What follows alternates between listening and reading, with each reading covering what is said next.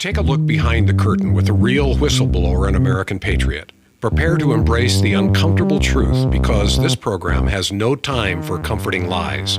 Here is civil liberties enthusiast, Second Amendment defender, and recovering FBI agent Kyle Seraphin.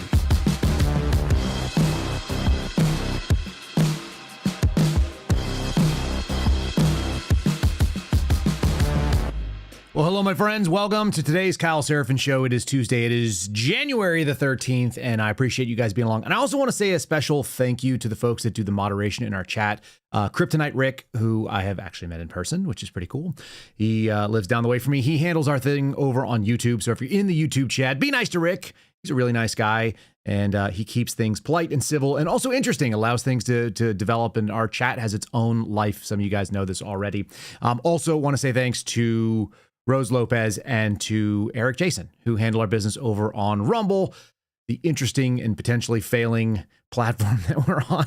It's kind of a rickety scenario over there. That boat is a little bit leaky. I'm going to show you some stuff about that. It makes me wonder if that's why Dan Bongino actually left the FBI. So we'll throw that out there as a possibility. We're going to talk about a bunch of stuff today. Brief kind of just touch on Iranian protests in so much as they are happening. They are not my forte. I generally don't weigh in on a ton of foreign policy stuff, but since it's going to be a parallel discussion that happens in some of the leftist media about whether or not things happening in Iran have anything to do with the way that we're treating our own citizens in Minneapolis. We're going to hit that real briefly. We're going to talk about women in the military. You guys know how I feel about that probably, but we'll kind of discuss on it because I think it's kind of funny. And then I've got a great example of a maybe woman, someone called Sky, not clear, but I assume woman or a very feminized man who claims to be a Marine. Makes me wonder what fitness standards he or she was involved in. We're going to hit that. We're going to do a thread about who's left. There's a big question. Donald Trump tweeted it out. He's mad about Arctic frost and the Arctic failure that is the FBI. And that is to say that there is a culture that continues to exist in federal law enforcement on that side in DOJ. And these things have not been solved. And it seems like Donald Trump is catching on to it. He made a post on True Social yesterday, which we're going to go through. Then we're going to go on something I missed. I actually missed it, but one of the guys that we've been calling out on this program was actually removed as well. So that's kind of funny in so much as we continue to make an outsized impact. I don't think anybody knew his name before he was mentioned by me on Alex Jones's program. So we're going to get into that. Let's see, a couple other things here. Yeah, that's the majority of it. We're gonna touch on something related to the Jack Smith testimony that is coming up. Maybe a little funny thing about how we know the J6 Select Committee is not serious.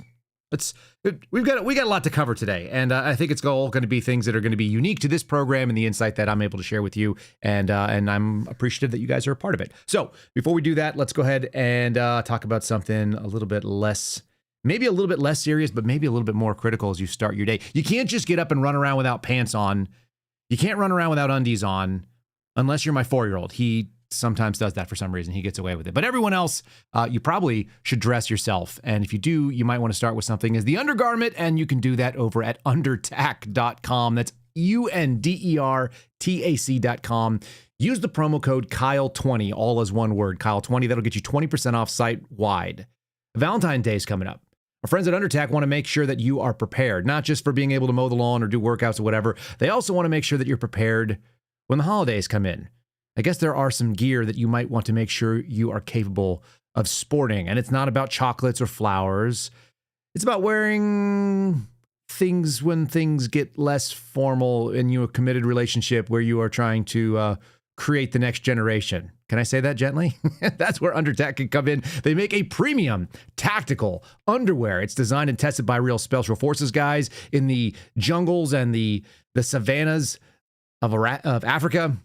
They're insanely comfortable. I actually was wearing them yesterday. No big deal. Breathable, naturally antibacterial, built to perform when things heat up or when things go sideways or when things progress in a romantic fashion, I suppose. They also have a hidden E&E pocket that sits in the back of the waistband. It's perfect for cash or a spare handcuff key. I don't know what sort of night you guys are having. Some of you are more adventurous, perhaps. Whatever the night turns into, check out Undertac, UNDERTAC.com. Promo code Kyle20. I'm all over the map on this one here. Yeah, it's not just underwear. They've got American-made socks, and they've got everyday concealed carry t-shirts, hoodies, joggers, et cetera, et cetera. There's a woman's line. They look like booty shorts to me. I don't know what you call them, but that's what I would call them. Check out them. Link in the show description. Also, it'll remind you what the promo code is. Check that out. And let's get into today's program with a little bit less on the underwear and maybe more on the serious part of the news.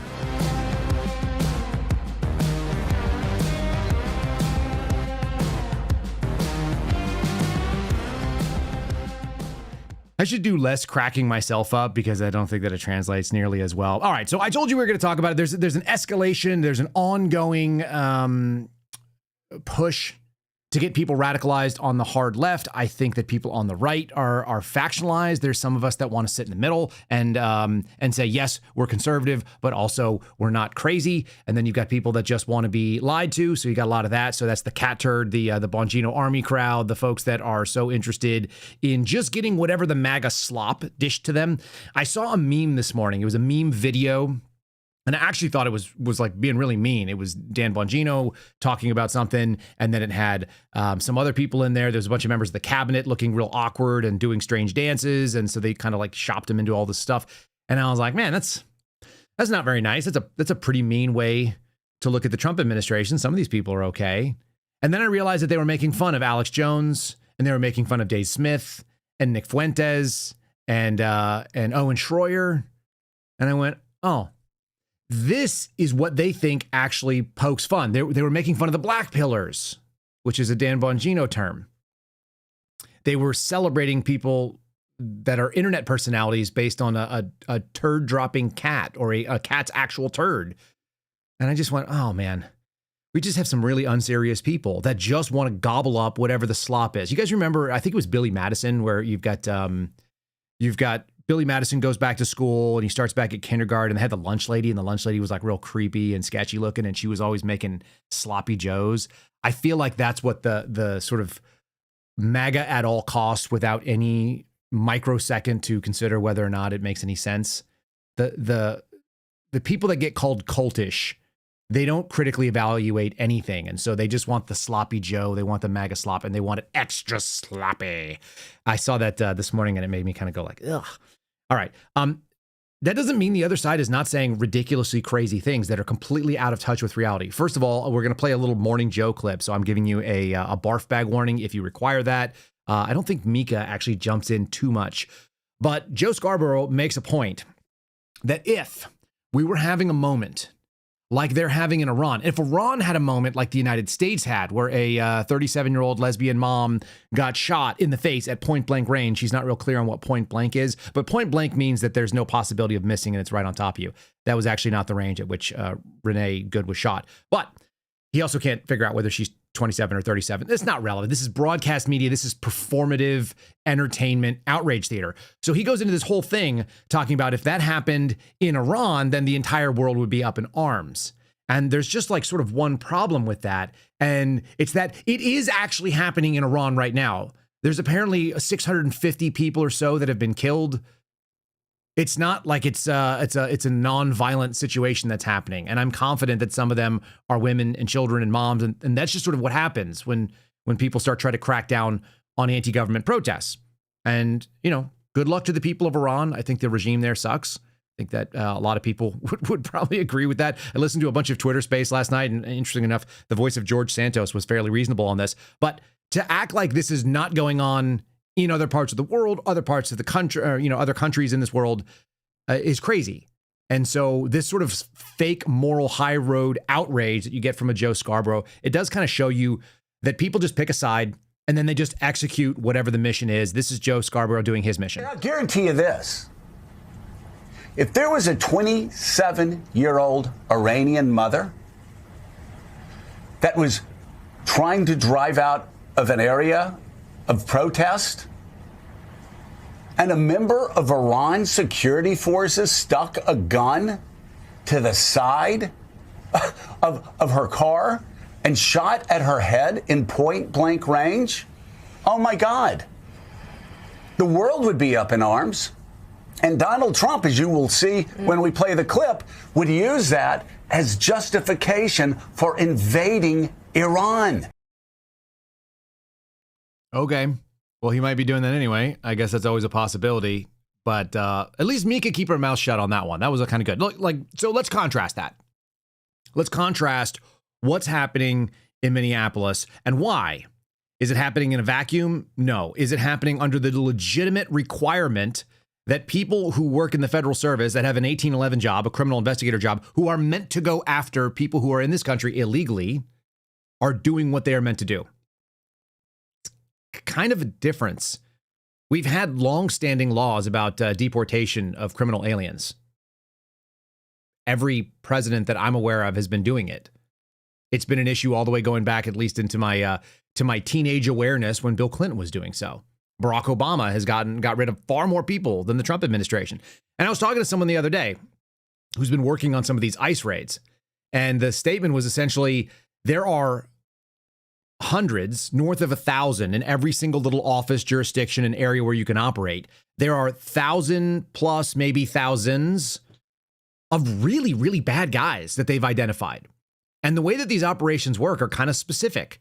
They target somebody. They don't get all of them. And if they did it every single day, every single working day, and we're grabbing them onesie twosie in every single area that you have ICE operating, they would never get enough. They would never even come close. So what are they trying to do? They're actually trying to target the really bad guys. Now, it doesn't mean that they don't get other people as well who are not, quote unquote, really bad guys. It just turns out if you hang out in construction sites and you grab one illegal alien who's, let's say, I don't know, like a child rapist or interested in child pornography and molesting somebody's kid, and they're here illegally, well, then you might snag that guy and then all of his buddies who also didn't do anything wrong except steal somebody's identity and is working off, a stolen social security number. And so they have a name for them. They call them collaterals. I would call them targets of opportunity. That's kind of the way the military would look at it. It's like, we weren't looking for you, but you were a bad guy in the area, so we got you anyway. Add it to the enemy fighters tally. Pretty easy. And even if they got all of them, it'll take years and years to knock all this stuff out, because this has been a concerted effort for, north of probably 2 decades of just letting people flood in over this border. So it's kind of wild to watch them be so outraged. And so they're drumming up this fake outrage when, in fact, what should be happening, unlike what's going on in Iran, you could actually use the legitimate function of city government to protect the people.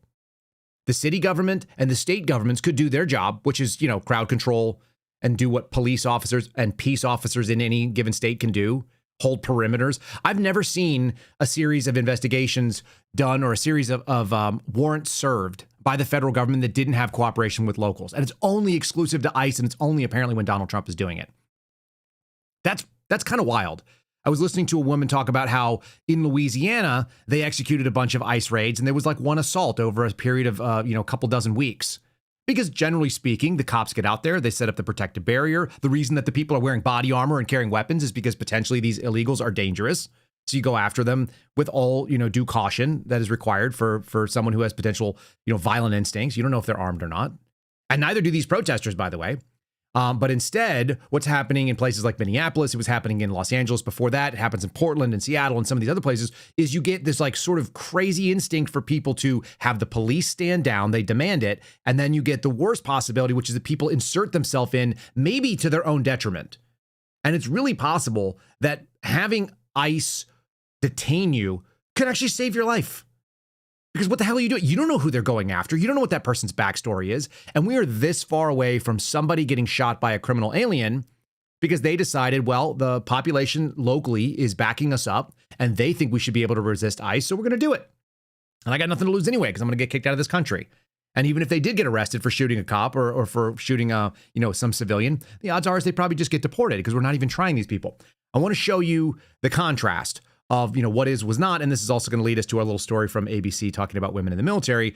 I think this is a woman, like a masculine wannabe woman. I don't know. So maybe you guys tell me in the chat, and maybe you guys put a comment here. This is someone called Sky, a claimed U.S. Marine Corps veteran, everything about what's wrong in the previous administration's military.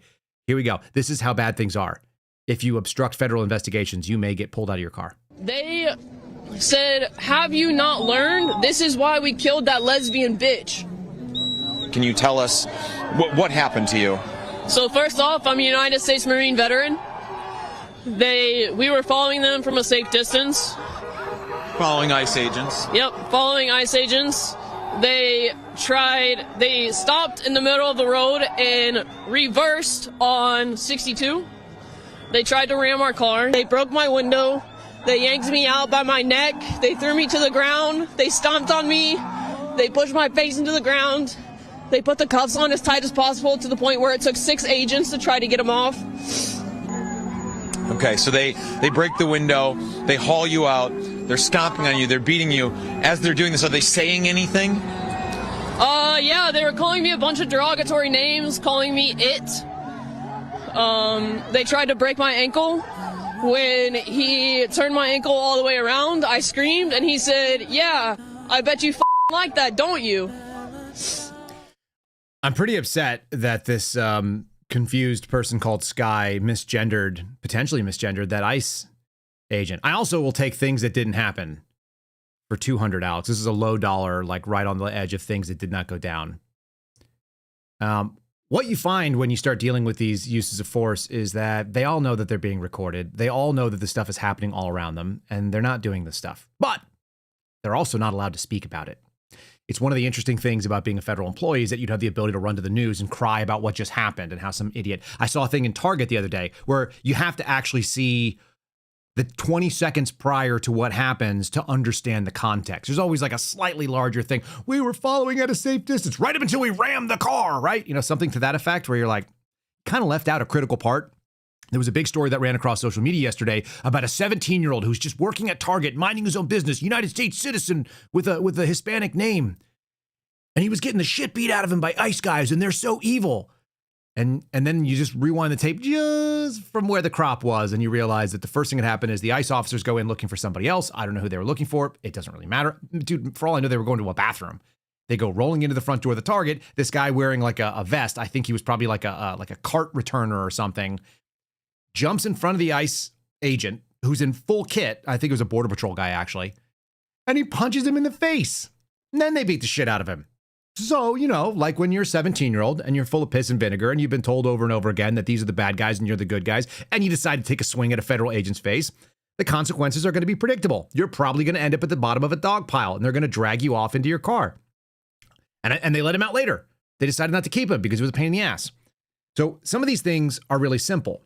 I don't know what the story of that person called Sky was about. I don't know whether or not it was that person is a real Marine or not, but that's not my experience with most Marines. And I don't think that that person was doing the male fitness standards, even if that's a male. So anyway, there's not a ton of Marines that get on camera and cry about picking a fight themselves and then losing the fight that they picked. But it does forward this narrative, which makes people feel very protected. They're even going after our veterans. Ugh, how dare you? I'll just do a quick little blurb to the story here because why the heck not? And the Pentagon, interestingly enough, is now reviewing the effectiveness of women in combat roles after more than a decade of integration into combat. The reason why is because that person, Sky, likely makes a mediocre Marine. I always remember that whenever I was doing training, I had to carry the biggest and heaviest guy because I'm not the biggest and strongest person there. When I was going through pararescue indoc, when we were going through combat control training, I would have to find a guy like my buddy Matt Williams was like 6'3" and 250 pounds. He had a really big, deep voice. I remember him sneaking up on me one time in the shower when I was all by myself on like a Friday night. Everybody else was younger, so they all healed faster. I just stood there in the shower with like defeated by the week, just the crap beaten out of me. All my body hurt. I had a couple stress fractures in my lower legs. And then I just see this huge dark, shadow come in through the steam in the men's room. And he's standing there. He's like, I've been waiting all week for this. It's like, what the hell's wrong with you, Matt? I had to carry that big lunk. Why? Because you just might have to carry someone big and heavy, in kit, no less. You have to go and put the freaking ruck on and the guy and carry, 300 pounds on your back and stumble at the end of a football field because maybe you got to save someone's life. I don't know that person, Sky, could even carry me. Just saying. And I'm a $180. And I'm not that hard to lift, but I've seen my wife try to carry me. It's really funny. Like every once in a while, if I want to play the game of like, you just lop over the top of your wife's shoulders like a bear skin, and she just collapses. She's just not strong enough. It's not her fault. She's not built for it. Anyway, Pentagon is going to be reviewing women's combat effectiveness in combat roles. I'm sure there's places where women can contribute to the military effort, but I'm not sure that we need them in this world. We have a volunteer military. Can we just acknowledge that? And they go on and they talk about Elizabeth Dempsey Beggs. She chose one of the Army's most demanding paths where officers command tanks. I already hate this. I already hate everything about it. I had some spouse feedback yesterday about when I said that some lady in New York who's a nutritionist, I already don't care what she thinks. I don't care what you think if you're an Army tank commander who's a lady. I just don't. All of the worst bosses I ever had were women. That doesn't mean that all of the women bosses I had were the worst. I just mean that the worst of the worst were all women. And it's because they were mismatched for the field we were in. They didn't have the temperament. They didn't have the experience. They couldn't command the respect in these places. And I sure as hell don't really want to have a female tank commander. Maybe they're awesome, but that would bother me. I had really, really, really bad female NCOs when I was in the Air Force. And I didn't think there was very much of like any female officers that I cared to see what they had to say. It's just a mistake. If you're going to take people who want to go out there and run into danger and are full of piss and vinegar, like the people that we actually need to recruit to go into our military, who have to hurt feelings and break things and do dangerous stuff, and they do it voluntarily, maybe it shouldn't be ladies out there telling them what to do. I don't know. They need some dude that's like meaner than their dad who's going to kick them in the ass. That's what reacts with young men, just for whatever it's worth. Commissioned through the Army ROTC program, perfect. She graduated in 2018 and entered a field that had only been recently entered into women because previously women weren't supposed to be there because it used to be that this country had some sensibilities and we knew that women didn't belong in combat command tank divisions or whatever the heck she was doing. She was among the first. Always a bad sign. Tanks are really cool, she said. Now she's running for Congress as a Democrat in Virginia.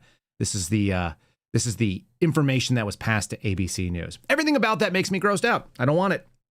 She said her dad was an armor officer in the Marine Corps, so she knew she wanted to be boots on the ground. Dad, you blew it. You didn't explain to your daughter the difference between men and women. Big problem. I regularly have this conversation with my daughters.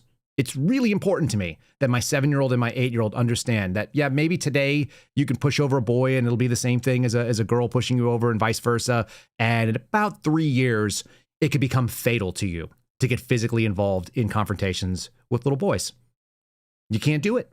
There's a huge differential, and puberty is it. So anyway, just interesting that that's the piece. And speaking of feminized, although definitely more masculine than that Marine we saw, we're seeing this kind of push to act, it's impotent rage. And you're seeing the left push it along, and the Renee Good situation in Minneapolis is allowing it to sort of blossom under this cause of righteousness. It's the same thing you just heard Joe Scarborough talk about. This is the mayor of Somalia. What do we call it? Little Mogadishu out there in Minneapolis. This is Jacob Fry. I'm not going to play you his Somali speaking, even though I think it's fun. And he's making this sort of the appeal that they should be arresting the federal government, which would be a really, really wild move.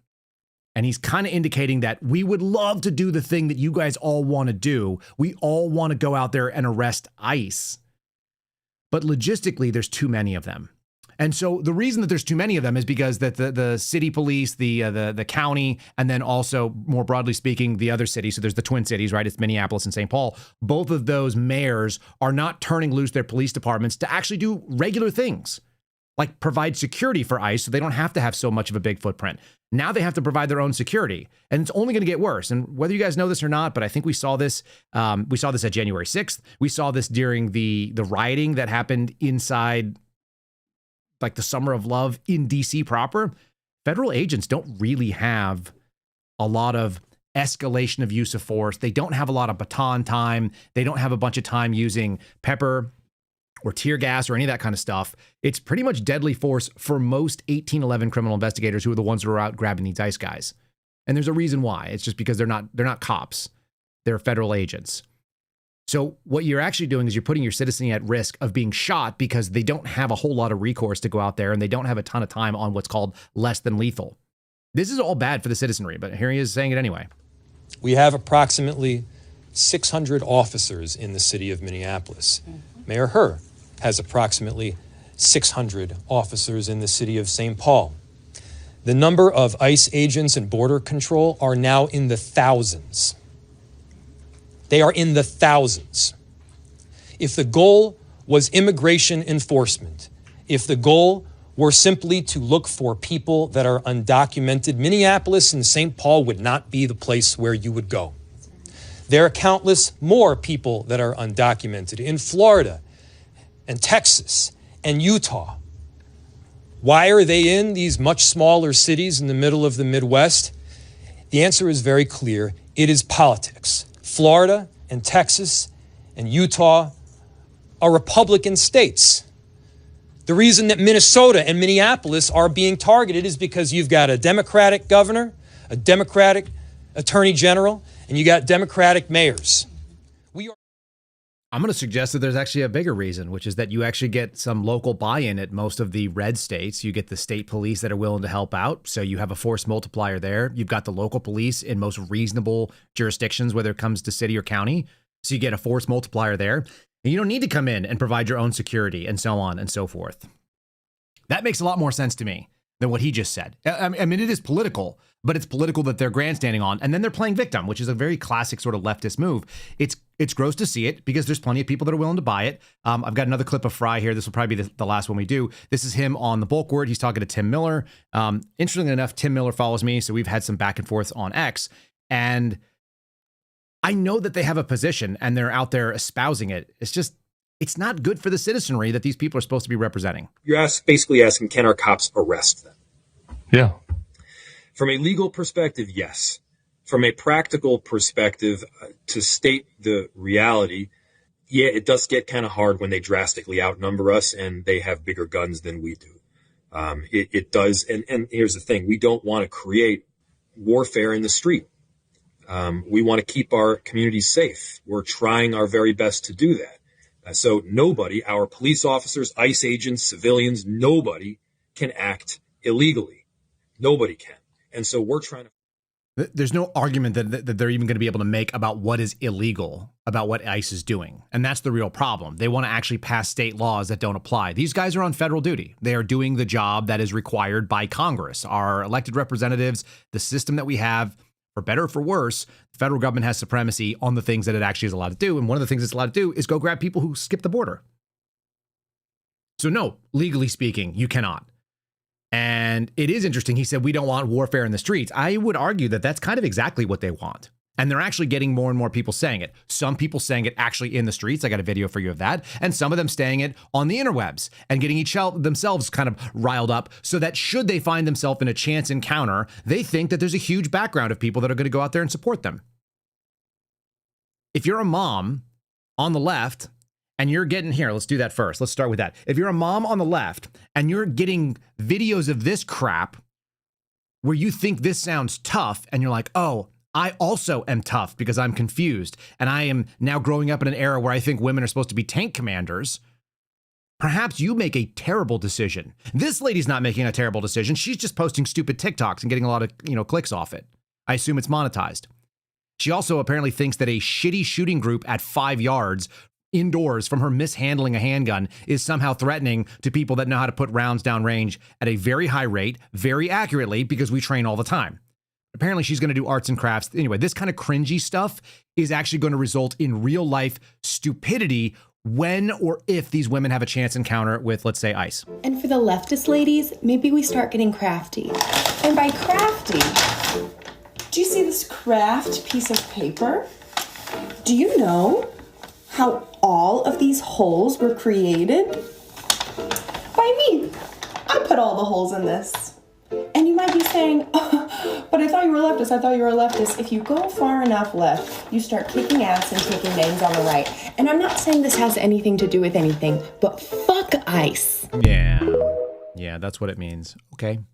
Well, I'm not saying that that's threatening to regular people, but it might be actually dangerous to the people that listen to you that think, hey, there's a big groundswell of support behind this stupidity. And we're seeing more and more of that. And I played you kind of like what looked like a demonically possessed sort of lesbian yesterday. I think all this stuff is misplaced femininity. I got a little video on that where I think it actually goes. I think it's because actually it's the fault of fathers and mothers who are not properly teaching their children. Got an idea on how to teach children. It turns out we actually did have kind of a roadmap for success. When we talk about things like bacon cheeseburger nationalism here, which is our cute little way of saying that there is an order to this United States and there are values that are the dominant culture. The dominant culture, whether or not you are a, church-going Christian or not, they come out of a Christian worldview. And there is an order to how those things get done.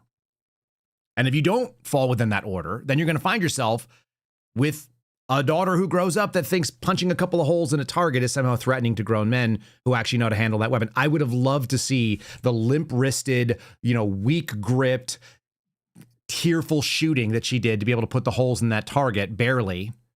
That was one magazine. It's like, hun, putting $6 worth of ammo downrange doesn't make you a killer. It just makes you a TikToker trying to get these clicks. And it's very cringeworthy to call it a craft. So we'll get there in just one second. We'll talk about some other threats real quick here that are doxing related, which is actually something related to a story that we're going to do in a second.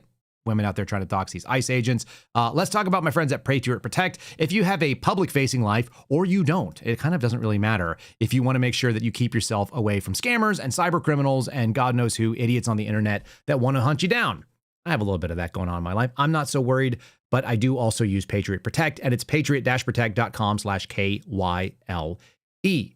Go ahead and hit the link in the show description if you guys have not protected yourself. 2025 taught us a couple things. Scammers and criminals are raising the stakes. They're doing things like using AI. They are getting more powerful, more precise, and they are harder to stop when it comes to protecting your privacy and your security. And why is that? There's leaps in AI. There's all kinds of hacking networks that are out there that are making money coming and going. First, they're holding the actual company's ransom, and they're getting money out of that. And then they're individually selling off the stuff they stole from those companies, which can include you, which means your personal information, name, address, phone number, family members, age, online behavior, et cetera, can all be seen, and they can click. And a lot of times it can be seen for free. It's just literally just ad clicks that they're getting. They're getting pennies or fractions of pennies on the dollar. And you can protect yourself for not very much money as well. You might as well do that.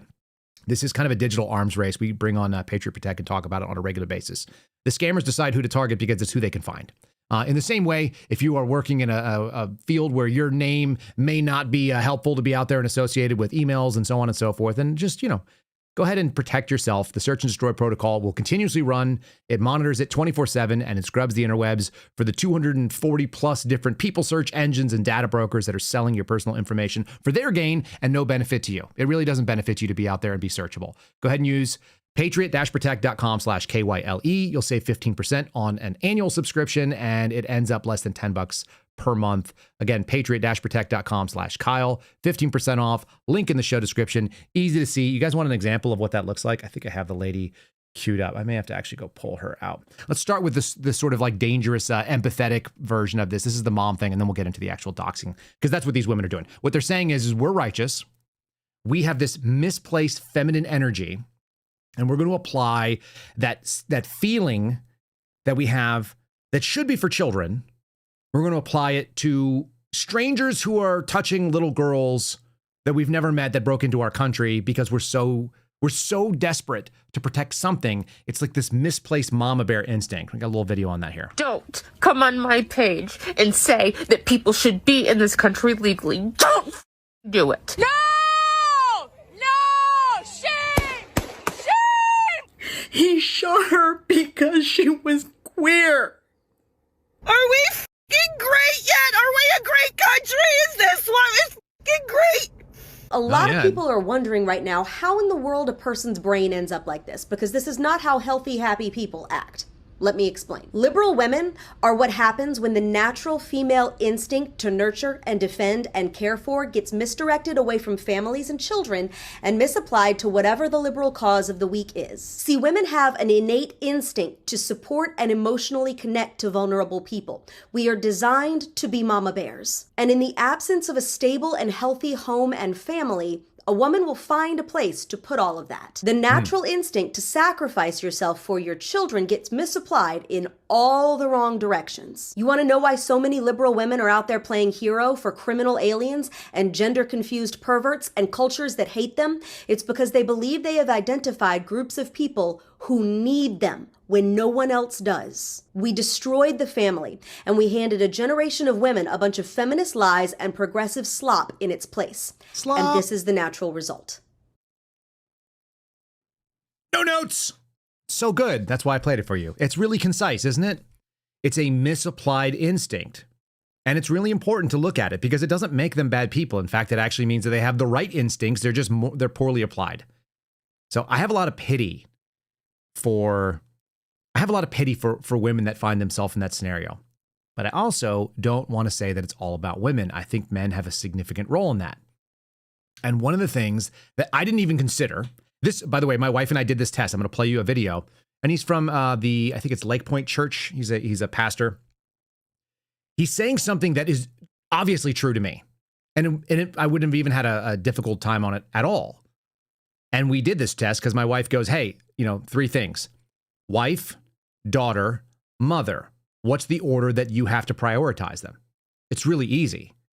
And then you listen to the way that young men respond. And they're like, they're off.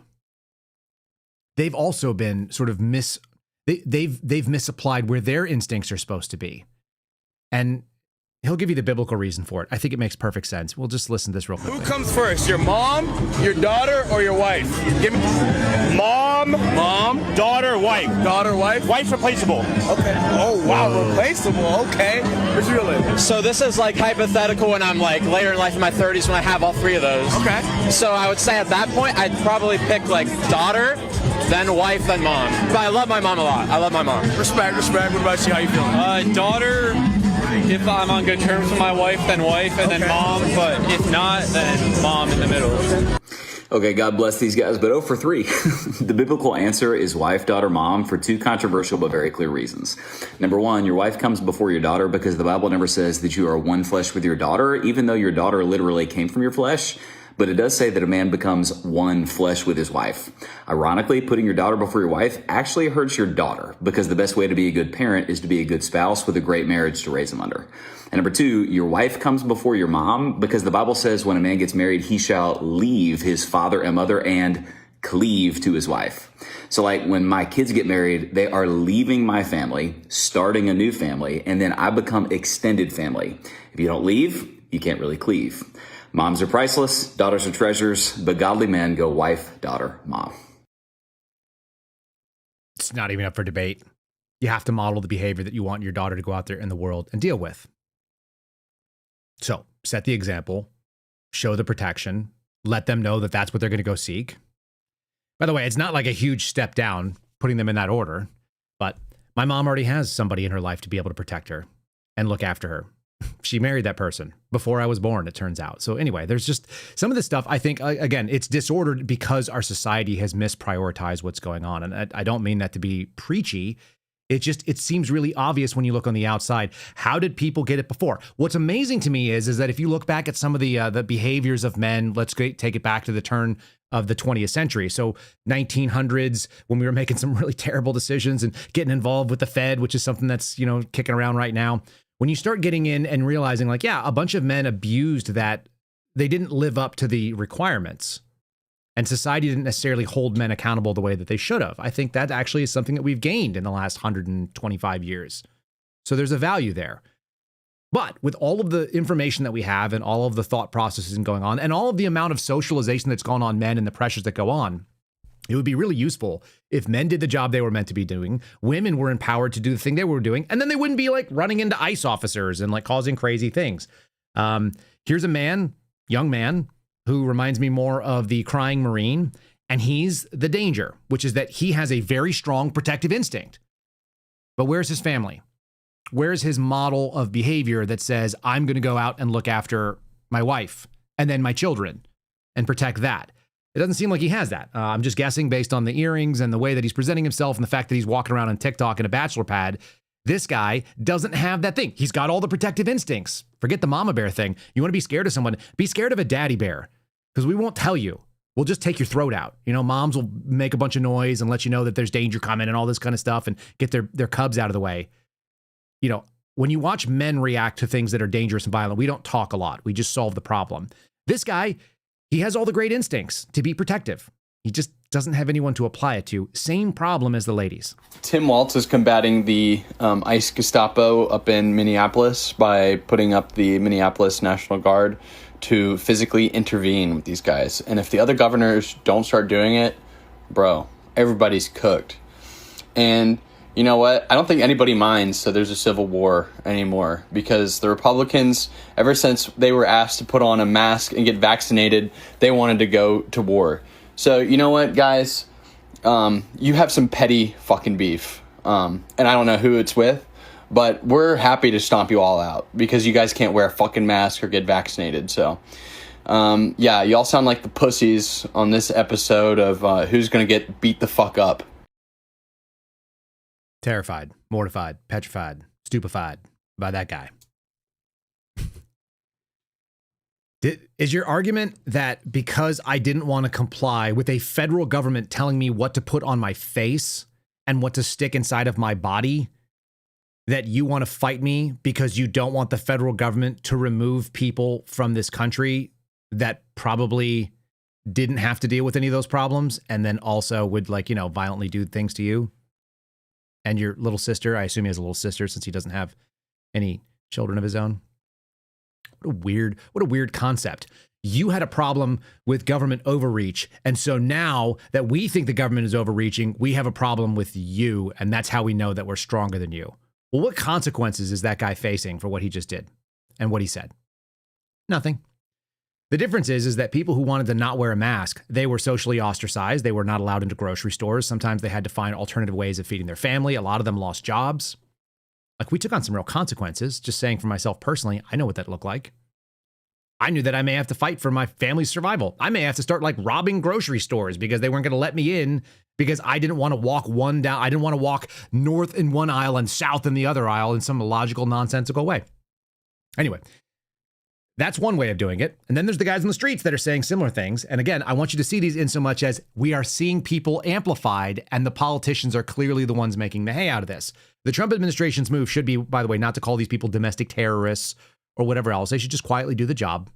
It's unfortunate, but they're going to have to act like the adults in this because you're going to get dudes saying like this. And I would rather these people have the least amount of oxygen for their stupid fire.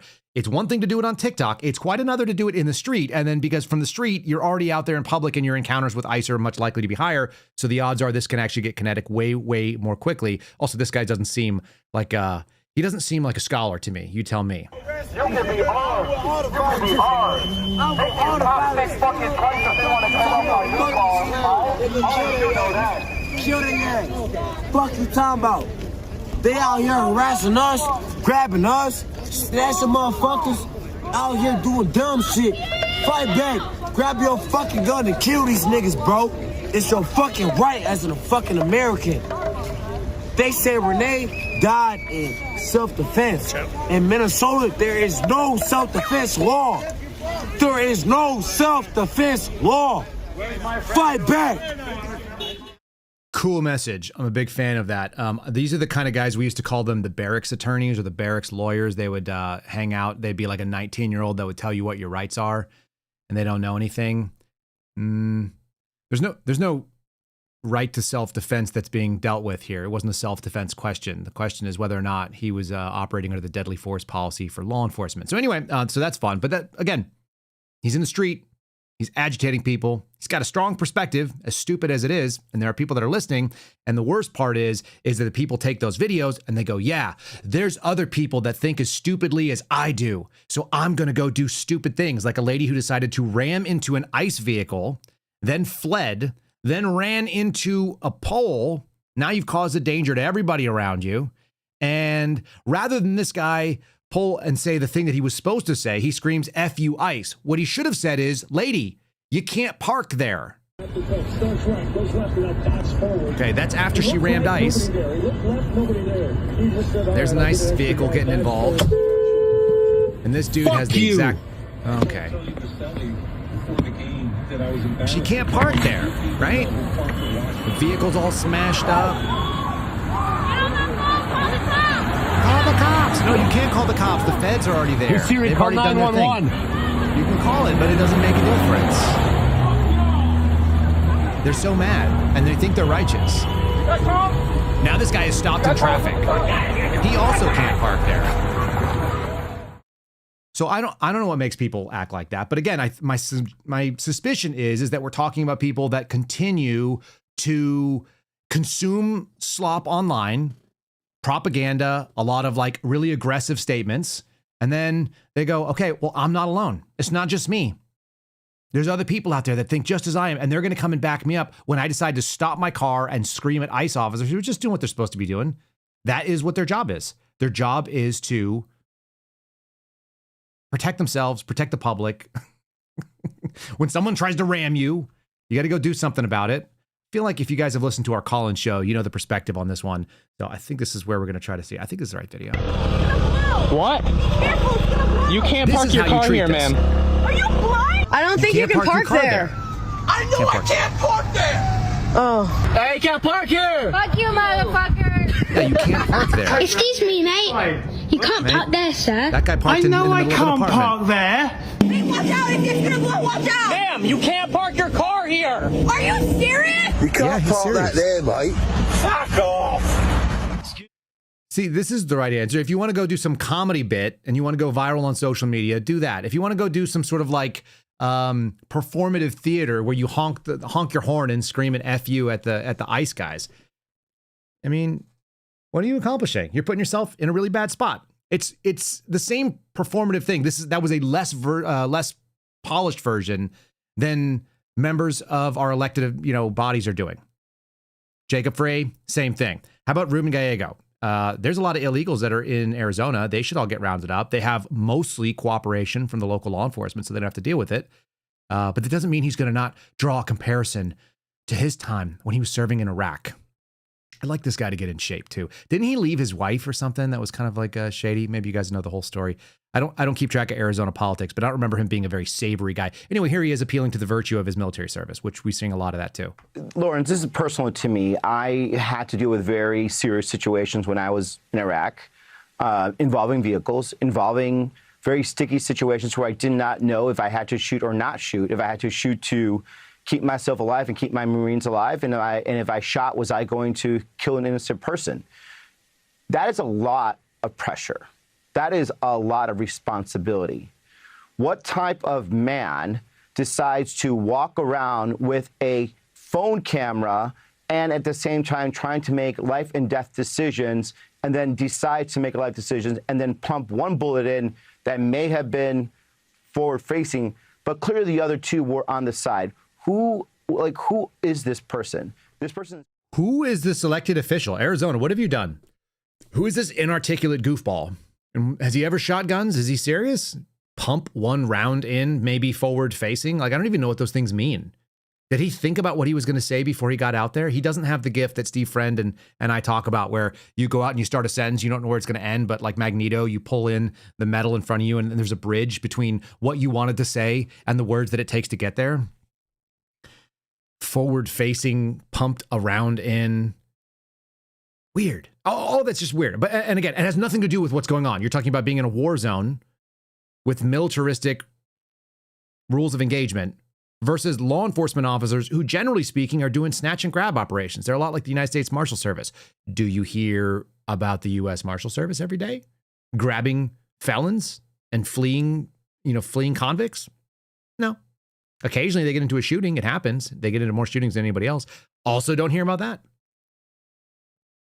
No. It's just you're making a political football out of something that has nothing to do with any of it. It's not about being in Iraq, other than the fact that we have a bunch of foreigners that are non-American with non-American values who are not bacon cheeseburger nationalists living in Minnesota. That seems problematic. And some of them are there illegally, it turns out.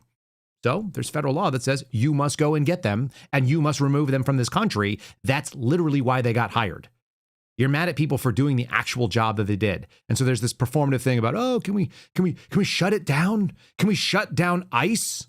And then what? Like, that's the end. Why don't we just open the borders and we would just have to pay for everybody in the whole world that wants to come here. I'd be 100% behind opening up the borders, by the way, for whatever it's worth. I don't care about border enforcement as long as we don't have a social safety net that people can apply to. Do you guys want to do that trade-off? Can we make that trade-off with the libs here? I'll throw it on the screen. Some of you may take this deal too. Would you take the deal? There's no more immigration rules. Anybody that wants to come to the United States can set up shop and be here. Citizenship, kind of like, it's a formality, but it doesn't mean you can't, doesn't mean that you can't come here and work and start a business and bring your family. But there's literally nothing that the federal government is going to do for people outside of the very basics. It's going to maintain a military and weights and measures. Would you be down with that? Like, I don't even want to, I was seeing that some of these people, even Congress people I like, are on, like the transportation commission. And I'm like, or whatever it's called, the committee. I'm not even sure that we want a U.S. Department of Transportation at this point. I just don't require it. Anyway, that would be the trade-off. That's the fair trade-off. The Ellis Island idea, this is a country of immigrants. Fine, come in here, no safety net, knock yourself off. If you come to the United States, you have no access, as they used to stamp on the passports when I went to Britain. When I was there as a student, it said you have no recourse to public funds or employment. Come on in. Knock yourself the hell out. That'd be interesting. That'd be an interesting thing. All right, let's pivot. Let's talk about real quickly, if you guys are not listening on Spotify, then you don't have the ability to switch over. So if you are listening to audio only and you're not able to see some of these things like people running their cars into poles, which is somewhat entertaining, or the look of these certain people who sound a certain way, and you can kind of picture them in your head, but it's not quite the same. Maybe check us out over on Spotify, KyleSeraphinShow.com. Then you can switch between audio and video as needed. You can keep your eyes on the road so you don't run into the ICE agent in front of you who's just doing his damn job, and then you don't end up in front of a pole getting arrested. But when you're at a stoplight and you want to flip over in the middle of your commute, you're like, hey, I want to rewind back and see what that was all about. Boom, there it is. You could do that also watching us on Rumble, and you can watch on YouTube, and we appreciate that. We're closing in on the 20,000 mark on YouTube, which is a massive gain from our previous year. So for all of you that have made that happen, I appreciate it. You also may hear an ad from the people at Spotify at this exact moment. If you're watching on X, come join us on one of the better platforms. X is actually very imperfect when it comes down to how to do it. And if you want to join us on locals, KyleSeraphin.com, you could be an annual member there and also get access to the call-in show, where you would be very familiar with the fact that we play the "You Can't Park There" video at the end of every show. I don't know why that happened. It's just how it's emerged. So let's talk about Donald Trump and the mean tweets. That's kind of like what this last election at least was partially about. And here are the details of a Truth Social post from Donald Trump Jr. I'm sorry, Donald J. Trump, not Donald Trump Jr. And it says, these FBI agents are total scum. You got to love it when he just filters himself so much, right? He said, in their own way, no better than the insurrectionists in Portland, Minnesota. For a second, when I read it, I thought he was talking about Portland, Minnesota, which is not a place I'm familiar with. But he means the city of Portland, the state of Minnesota, the city of Los Angeles. Donald Trump does not care about parallel structures. He doesn't care that normally what you would do is you would say Portland, Minneapolis, Los Angeles, if you're a regular person. You don't have any rules. He just types stuff out there while you sit on the toilet, rage tweets it out. Cash better get them out now. Radical left lunatics put in by the AutoPen and Obama, President DJT. So there's the message from your president. It's not the most articulate of things that I've ever read. And of course, he quotes Just the News, which is the official outlet of this Justice Department, from what I can tell. All the official leaks go through John Solomon. I'm going to make a casual prediction to you all. Not only do I think that before Dan Bongino's podcast comes and hits the air, we are going to see some sort of minor FBI success that is exclusively announced on Just the News by John Solomon. I also think they're holding on to the hit piece they've been writing about me so that Dan can cover it on his first show. And let me say this in case the people from Just the News are listening. Please do the hit piece. Come on. You can do it. You guys already did all the research. You got the statements from Jason Foster at Empower Oversight, who wants to say mean things. Yes, I did actually say that I thought lawyers like Jason should be hung from the 14th Street Bridge until the ropes rotted and they fell into the Potomac as a harbinger of what's to come for the other attorneys. I remember that conversation. I can get Steve Friend to go ahead and comment on it as well. If you need a comment from Steve Friend about that conversation I had with Jason Foster and Empower Oversight, 100. Please drop the story that you guys want to drop, quoting a drunk woman who used to work under Chris Wray that you celebrated when she was fired. Will you please do that? That's only relevant because we're going to talk about some of the people that were in the same orbit. But I do think that they're holding on to this thing. At least there's a real decent chance that the mean piece that John Solomon has been trying to get written on me, I think that it may drop so that Dan Bongino can cover it on his first show. And if so, I will be psyched. They don't know why I'll be psyched, but I will be psyched. All right, so here's how Kash Patel responded to the president putting out a mean tweet and saying, handle this business, fire them now, get them out now. He responded like all serious people do on social media, because apparently we send our messages to our sub-cabinet member officials via internet post. Sometimes on purpose, sometimes on accident. You guys remember there was like a text message to Pam Bondi that went out on Truth. But anyway, here we go. Under President Trump's leadership, when in doubt, start with knob slobbery. Under President Trump's leadership, this FBI found the corrupt actors behind Arctic Frost and terminated their employment last year. And the headline is, citing Just the News, Patel fired corrupt FBI agents in anti-Trump Arctic Frost inquiry who weaponized law enforcement. Well, that may be true. They may have been weaponized. But unfortunately, they're probably all going to get their jobs back because you fired them, and that's not how business gets done in the federal government. And the reason I know that it's not how business gets done is because we have this lovely man named Tom Fitton who runs Judicial Watch, which is happy to sue the Trump DOJ or the Biden DOJ or the anyone DOJ because all the DOJ are the same DOJ. And so are the sub-agencies below them. They're the same. This is from yesterday. I think we touched on it briefly. Breaking. FBI leadership fired no more than 138 employees, known as other separations, since January 20th of 2025, according to the official OPM data. That's the Office of Personnel Management, handles federal employees. Of the 3,063 FBI employees who left FBI employment since Donald Trump came back into office, most retired, that's 872, or quit, 980. The FBI has about 35,300 total employees. Now, the problem is that seems to run in the face of this guy that we were really excited about getting in, who I thought was going to get the work done. And I just want you to show you, lest you can't see that on the screen, let me blow it up real quickly. Department of Justice, other separations, 138. That's all DOJ. That doesn't seem like it's just FBI, by the way. So, wasn't there like a plan? Didn't we have this sort of like promise from this dude who was going to come back and he was going to solve problems and he was going to get after it? By the way, I was behind that guy, even though I think that guy has been a dick to me. It is time for total personnel warfare. Do you understand that? Everybody has to go. Anyone in the justice system, a United States attorney, an AUSA, an assistant United States attorney. That's what we call them in the system.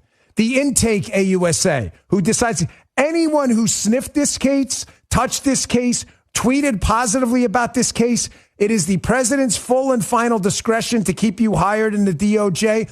Pam Bondi, soon to be President Trump, soon to be Attorney General. Everybody's got to go.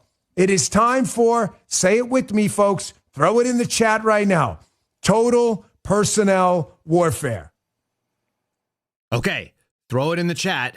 Total personnel warfare. Did it happen? Yes or no? 138 terminations across all of DOJ. That ain't it. 980 on top of it of people who self-eliminated and quit. That ain't it either. We're talking about terminations were like less than half a percentage point of the people that were there. Oops.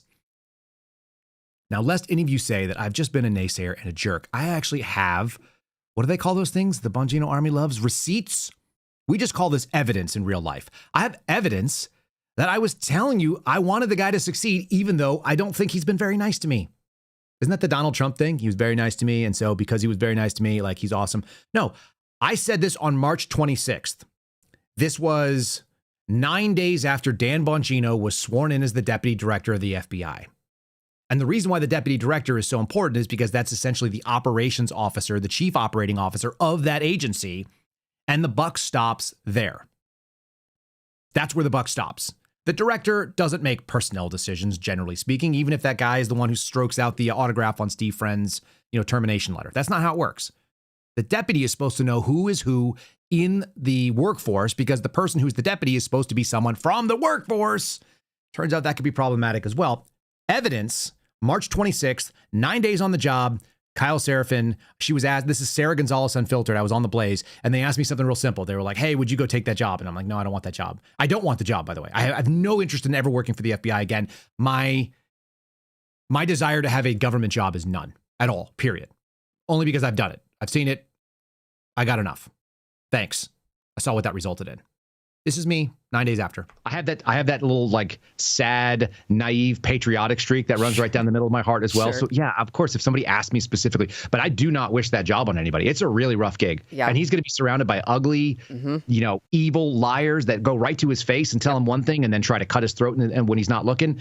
So, Dan and I had kind of a public falling out. I still wish him well. I pray for his success. And I mean that very sincerely. And there's just there's no ill will because he's doing penance doing that job. No way. Like there's like whatever sins he's got in his life, he is dealing with them at the Hoover Building every morning, whether people do it to his face or not. Yeah. That's an ugly place to be. And I've been in that building enough. It feels terrible.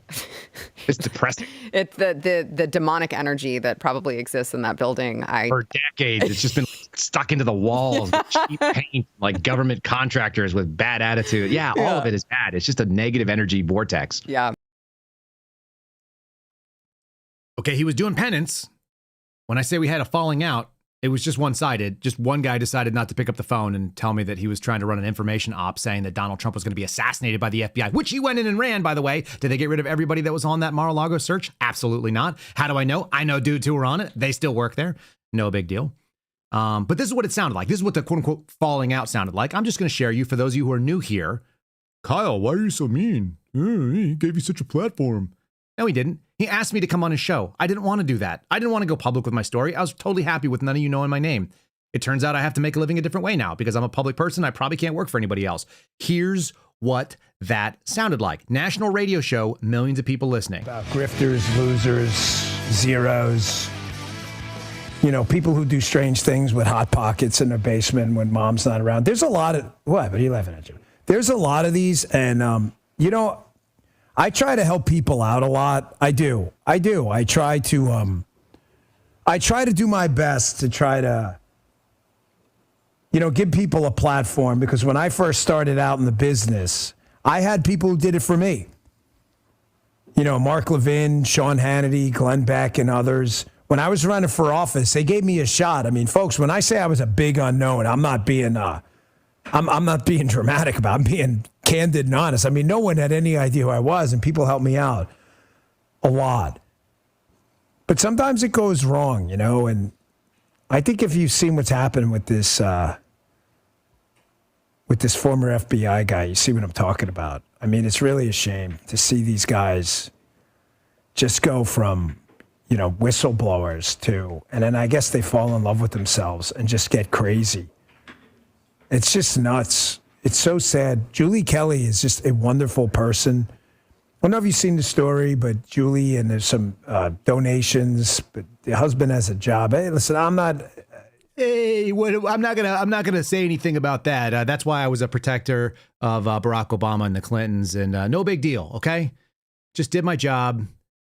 Never had to do anything brave. And then, I just want to go take shots at people who lost their anonymity, which I didn't go looking for. I wasn't running around at conventions handing out my business card to people at Fox trying to get a show. That was not my life. I had no interest in it. I had someone on a national platform say, America needs the voice of what's going on in the FBI to tell us a little bit about it. Would you come forward and give us that story? It's like, fine. Talk about falling in love with yourself, that guy. Okay, you're seeing it on the screen. You're just listening. You're missing. Department of Justice, other separations, terminations, employees 138. Dan, answer a simple question. How many people did you fire while you were at the FBI? How many did you fire? You don't even know. You were the deputy director and you don't even know. This is problematic. Here he is on the, it's not really an interview when you show up on a podcast that you own, on a set that you own with a woman that you employ, and she asks questions of you. That's called a press release normally. Here's the press release, and he couldn't even answer the question. Notice his first move is deflection, attack New York Times, set up bullshit story, and then what's the answer? No answer. This is how many people Dan Bongino says he fired while he was at the FBI. How many people did you fire? Oh, well, the New York Times. It depends who you listen to. I mean, the New York Times tell you we fired, 55,000 people despite only having 38,000 employees. They were saying, but we had to move. There were a lot of personnel changes. I'll leave it at that. A lot, okay. Significant personnel. And the leadership is, I'm reasonably confident, is completely different at this point than it was. I'm not sure there's that many folks left from before. So wow. Well, that's good to hear. Yeah, there that's were a very lot good of, to and hear. it was interesting because you'd see both sides of it. New York Times would hit us saying, "I can't believe that they're making all these personnel changes," and other people would say, "Well, I'm making personnel." That's how you know there has to be some, longitudinal institutional stability because of the counter-espionage and counter-terrorist stuff. So there were hard decisions that have to be made. Yeah. But that's what it's about. I loved hard decisions, but I had a blast, man. I'm a happy warrior. So wait a minute. How many terminations were there? There were a lot of personnel changes, but those aren't terminations. Did you assign anybody to work the RA in Guam and just send them out there so they could go do nothing and get out of the way? Huh, weird. What you're seeing on the screen, if you're just listening, you're not seeing on the screen, is the year-to-date Rumble performance of the stock, the publicly traded stock of which Dan Bongino owns 5.8%, I want to say, of the market cap, millions of shares. It's down 41.03% in the last calendar year. Full year, so 12 months of performance. That doesn't, I mean, I'm not a stocks guy per se, y'all, but I think when you lose 41% of the value, that's probably not ideal. It's probably not where you want your entirety of your net worth to be locked up into. So that's not great. Now, maybe he dumped a bunch of it and I don't know about it. And maybe he's been giving up those shares and turning it into cash. But maybe he hasn't. Maybe he's watching his investment basically tumble down by almost a factor of 50%. That seems like a problem. And maybe that's why Dan had to leave. Because while he was at the FBI, Rumble, yes, we're on Rumble, by the way. Here we are. You can see the Rumble chat. It's going to be on the right-hand side of the screen right now. And we love you guys. Rumble gave us an opportunity to be on something when YouTube wouldn't, so I appreciate that. I've also watched Rumble step on our neck. Never once have we had a featured video, not one time. And what they do is they promote people that they pay a ton of money to, no reason why they need to pay them, and then they don't pay out anything when it comes to the ad revenue. I make the same amount on YouTube with like 1/5 of the views. That shows you how bad it is. Anyway, that happy warrior out there probably seeing his investment portfolio tumble down. So for whatever it's worth, the founder of Rumble yesterday said, Dan Bongino will be #1. Okay, cool. Like you're #1 on the platform that you own and promotes you. That's not the accomplishment that you think it is. That's like saying you're #1 on the network that you own. That's like a Glenn Beck claim when he was at Blaze, which by the way, there's some weird shakeups happening over there as well. Not really relevant to what we're talking about today. So he said he's fairly confident that they got rid of all the leadership that were in there, right? That were problematic. He's fairly confident that they've shaken that. Where have we heard that term, that sort of like distancing language? I feel pretty comfortable with what happened. The pipe bomber case, the J6 pipe bomber case, one of the 3 major failures of the Bongino time. Remember, he set up the criteria, not me. I didn't say what the success would look like. That's one of the big things you do when you want to go in and be successful. You define success. We're going to find out who put the cocaine in the White House. Who was it? That was a major national security issue. They got a potentially lethal, hazardous material into the White House. Who was it? Nobody knows. Nobody knows, right? Like that Saturday Night Live skit, George Washington. Number 2, somebody leaked a Dobbs decision. No clue why that's a federal crime, but apparently they did. The Marshal Service should be investigating it. Deputy Dan was going to get it done. Goose egg. Didn't do that. Forget the Epstein stuff for a minute. That's just a millstone that just sinks everybody. And then lastly, the pipe bomb case. He's pretty comfortable that you're going to be pretty comfortable with who they got when they found an autistic brony that had nothing to do with the inside job that he was talking about for years, had nothing to do with the federal government, and certainly didn't have anything to do with the woman who works at the CIA right now. That would not be the case. Okay? That's where we're at. So he said it, not me said it. I didn't define success. I'm sorry. That's just how it works out. Now, all of these people, all the old bad management, they were all removed, correct? All of them. Okay. Well, let's go to the tail of the tape. And I do have this fun little clip, or this fun little thread that I put together yesterday. And I don't do threads, generally speaking. I'm not intentionally doing acts of journalism, but it's actually pretty easy to follow down some of the things that I know.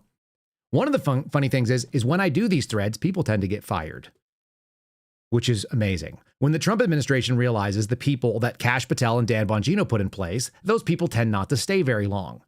We got rid of a guy named David Geist. Let me actually just show you this because I didn't realize that we accidentally had something to do with that. But when I was bringing it up to Alex Jones, I went looking for David Geist because he's one of the guys that was on Arctic Frost. And that was one of the stories that was like a big deal. You know, they were investigating Republican lawmakers. And I didn't realize this. This is November 10th. This was after I went on InfoWars and announced the name of David Geist. He was still there. David Geist came in and succeeded. He was the next guy in as the ASAC after Timothy Tebow. Timothy Tebow was famously anti-Trump. He was at my old office in the Washington field office. Got it. They got rid of him early on. He actually got thrown out while Biden was there and Chris Wray was there because he was so overtly political. Well, the person who continued and allowed Arctic Frost to move on was a guy named David Geist. Now, he coincidentally and conveniently got out of the area and was not in the blast radius when they took apart all the stuff. But he was the ASAC, and then eventually he was the acting special agent in charge of the criminal division that did the investigations under what's called CR 15? Criminal 15? I think they actually mentioned it in here. maybe in this article somewhere. Doesn't really matter. End of the day, here he is. He was one of the 2 agents that I didn't realize this. He was one of the 2 of the 4 agents. Sorry, he was one of the 4 agents. That's a better way of saying that. That got fired and then rehired by Janine Pirro and then got refired by Kash Patel within like a 24-hour period while he was like running away and he was in Chinese. Do you remember Kash flew out to Chinese and was like hanging out there on the private jet? And then that was right before they took the transponder out of the jet, so we can't track it anymore. And then they fired this guy, Stephen Palmer, who had been with the FBI for 27 years. And it's like, oops, that's what we would call a collateral, right? Like just like those construction workers that didn't have a big criminal record, but they just happened to be in the blast radius of what was going on because there was a pedophile in the car with them that worked on the job site, like that kind of thing. Stephen Palmer, he was one of those. No animosity, but accidental scalp claim. So there you go. This is all like Arctic Frost stuff. So we're going to go. We're going to run down the tail of the tape. Total personnel warfare. I gave you guys the clip. I told you that he says that they got rid of all the leadership. And I told you that I was backing them from the beginning. I wanted them to actually be successful, mostly because I'm not real crazy about FBI leadership, and I didn't want them to fail at that. It's really dangerous. Here you go. Dan Bongino told you the management and leadership was completely different under Wray and Comey in their FBI, but obviously that's a lie. So who took over the job as co-deputy director of the FBI right now? Let's go to the tape. Part number 1. How many of you all recall that there was a terror attack in New Orleans on January 1st of last year? There was a terror attack, and the person's name was Samsud Din Jabbar. I can't say that fast. Samsud Din Jabbar. And Mr. Din Jabbar is not a bacon cheeseburger nationalist. He was a convert to Islam, apparently, and he had some sort of foreign ideology. So he's usually what we would call a homegrown violent extremist. And he went and placed some IEDs on Bourbon Street in St. Peter, and you guys can see the timeline. And if you guys want to go to my social media feed, you can find it. And he ran his vehicle into people. Oh, wait, you can actually hurt people who run their vehicles into folks as a truck can be an attacking device. And then you could, if you shot them through the windshield, you might save some lives. That's hard to think. Oh, okay, got it. So anyway, this Muslim terrorist guy decided to go and rip up something in New Orleans. And the FBI responded with this woman who is a DEI hire named Aletha Duncan. Now, this is all under Biden prior to Donald Trump being sworn in. Okay. So President-elect Trump, not in charge of the FBI. Chris Wray left in December. Paula Bate was the person who was in charge. That was the deputy director at the time. Paula Bate is a big BLM supporter, and he is 100% the problem in the old FBI, the new FBI, the same FBI, because he promoted all the people that were in the FBI during that time. And here she is. So there's Aletha Duncan, and she did the fatal thing. She went out on her first moment on television, probably ever, had no business doing it, and gave a press conference where she stated that this Muslim terrorist guy was in fact not a Muslim terrorist, and that this incident had nothing to do with terrorism. Oops, that's a fatal mistake in the Bureau, not because you said the wrong thing, but because you embarrassed the FBI by looking like you didn't know what you were talking about. And when in doubt, you should always say nothing in an elegant way and pretend that you actually did know what was going on. So she claimed that, and then you see what happened to her. FBI Assistant Special Agent in charge of New Orleans said attack is not a terrorist event, and she was then reassigned. Adios. They sent in a fixer. The fixer to come in and save the reputation of the FBI on the national stage while this was all really chaotic. This is the same time that we had the Cybertruck bombing in Las Vegas. And they brought this guy in, and his name is Chris Raya, or Chris Raya. I don't know how to actually say his name, but it's R-A-I-A. So there's Mr. Raya. And at the time, he was the deputy assistant director of the counterterrorism division. So he was the big guns. He answered to people that were in charge of the of CTD, or counterterrorism division. And so he came down and he gave a speech, and he was slightly better than the DEI hire, I think. And he had some stuff to say about what's happening there. And he didn't know the difference between year or minute or something to that effect. So we'll play his little press conference. This is what put him on the radar for people in the Bureau. He saved the rep of the Bureau because some lady with a nose ring said dumb things. And if you say that, it made them look like they were incompetent. God forbid. Let me grab this clip real quick. I wasn't even going to play this, but I think I am going to. Chris Raya, there he is. Okay, so here we go. Ready? First and foremost, let me be very clear about this point. This was an act of terrorism. It was premeditated and an evil act. This was obviously a critical incident, and with that, lots of information and tips come pouring in from law enforcement. first responders, and the public. We have been aggressively running down these tips and information. As you all know, that takes time, and we will continue to do so until every lead has been followed through on. This investigation is only a little more than 24 hours old. So I ask you to keep in mind that as I go through some of the specifics later. Okay, so this investigation was only 24 hours old. And Chris Rea got paid off, like everybody does that does a great job, with a truly massive jump from DAD. He skipped over the special agent in charge time that's normally required. That means you're in charge of a regular size field office. And he went direct to the highest job in the biggest field office. The most prestigious field job in the FBI is the assistant director in charge of the New York field office. I don't think anybody could argue otherwise. There's a small argument you could say Washington Field because it's next to headquarters, but all the people that actually work inside the FBI would probably tell you New York field office, the ADIC there, yes, it's spelled ADIC. The ADIC is the top job in the field for the entire of the FBI. And he did from January until April. He was moved to that spot. Okay. Director Kash Patel. This is back when they're still putting out press releases, by the way. We screwed that up because we were reading the press releases. We were finding out the bios of these people, and then we were making all the connections needed to be made. And so then it would absolutely just destroy these people's ability to operate. And then Trump would probably say to have them fired. So here's another one. Sorry, Chris. Here we go. Named Chris Rea as the assistant director in charge of the New York field office. He most recently served as the deputy assistant director in the counterterrorism division at FBI headquarters. So we're going to do his career path because they always give you who and where they came from. This is the stuff that an FBI deputy director, what Dan Bongino used to do, should know. Should know all the people involved. Should know that when you read that he was a special agent in charge in 2003 and went to the Texas City Resident Agency, then he should know who the SAC was in Houston at that time. He should probably know who his supervisor was at that time because that supervisor is probably still around the bureau as well and maybe in senior management. He would definitely probably know who the ASAC was because that's what the deputy does. They bring in 20 plus years of institutional knowledge and they know who's who. He spent 10 years investigating violent crimes and gangs and drugs and white collar at a resident agency, and he served as the coordinator for the Safe Streets Task Force. Safe Streets is like the real bread and butter of the FBI. That's where they go out there and they interface with local police and they add value. So they go and they do a bunch of transactional arrests, drugs, gangs, etc. It's not bad work. No beef with that. In 2012, he reported to FBI headquarters. So he was in the FBI for 9 years and he made it to headquarters as a supervisory special agent.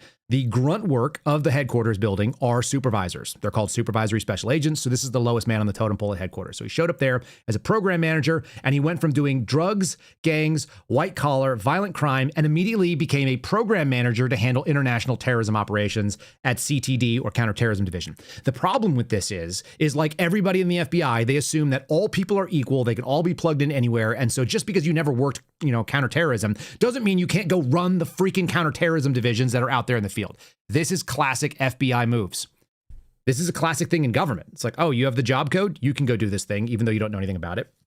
Then they claim that he oversaw international terrorism investigations in Atlanta, in Dallas, Texas, in Jackson, Mississippi, and Mobile, Alabama, which means that there were probably some major investigations that happened while he was a program manager. He did basically nothing. And nobody does. There's nobody at the program manager level does anything. The case agents are doing it, and then occasionally they get the senior management in to make bad decisions for him. So there you go.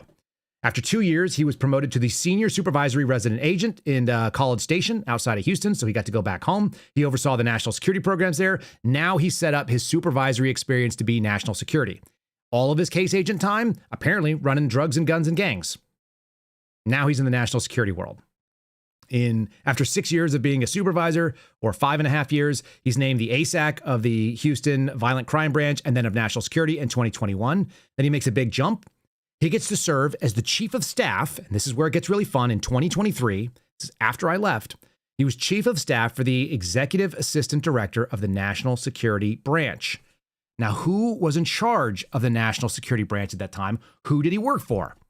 Well, this is the stuff you know when you're an FBI deputy, if you know what's going on. It was Larissa Knapp. She was the EAD of the National Security Branch. She was named there in May of 2022. Larissa Knapp was one of the worst people in the Bureau under the Wray administration, under the Biden administration. She came in and she left the FBI's Washington field office where I was at just before January 6th, moved into senior management in counterterrorism, and then rode all the way up to being essentially like the number 4 person. I guess maybe what was it? There's the director, the deputy director, the associate deputy director, and then you have the EAD. So she was at the number 4 position, EAD, in the entire bureau. And she handled all of national security. So that's your counterterrorism and your counterintelligence stuff. Larisse, as she would sign her emails, which is my favorite. Yes, I don't know how somebody in the chat remembers that. Larisse. Larisse is the one that excused the Neil Team Sixers. Did so personally, called up Chris Wray after the people knelt for BLM in June of 2020 outside of Washington Field. They made a political statement in FBI placards wearing FBI body armor and showed that they would cave to this. That's who we're talking about. That woman was the absolute sort of worst of the worst kind of thing. We talked about females being in charge of command of military units. She was the kind of person you didn't want to work for. I remember her like scream yelling, and her criticism when they answered it, I think under oath, she said something to the effect of she wasn't yelling, or some staffer said she wasn't yelling. Okay, she wasn't yelling. She was just outraged that anybody would have a problem with someone taking a knee for a freaking political movement called BLM. Ain't that some things? So she ends up at National Security Branch. She does her time there. She's a leftist. They went all in while she was at CTD and while she was the executive director of the National Security Branch. The prosecution of January 6ers. Remember Steve Jensen, if you guys follow along with what was going on, those people would have rolled up to someone like a Chris Wray. At one point in time, he was made the assistant director of counterterrorism.